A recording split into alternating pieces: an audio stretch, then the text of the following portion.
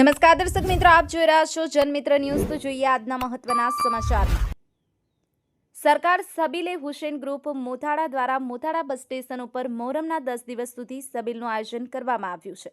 તારીખ 27/6/2025 શુક્રવારે સબીલનું કાર્યાલય ખુલ્લું મુકાયું હતું, જેના ઉદ્ઘાટન માટે સૈયદ સિરાજી કાસમસા બાવા, સિનુગ્રાવાડા સૈયદ અલીસા બાવા, મંગવાડા હાલે ઓમાન તથા મોથાળા ગામના હિન્દુ ભાઈ બહેનોના હાથે કાર્ય કરવામાં આવ્યું હતું।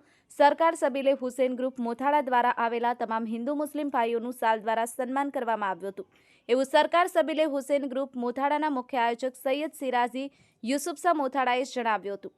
સંવાદદાતા સૈયદ કાસમસા, જખુ, જનમિત્ર ન્યૂઝ સતત આપની સાથે।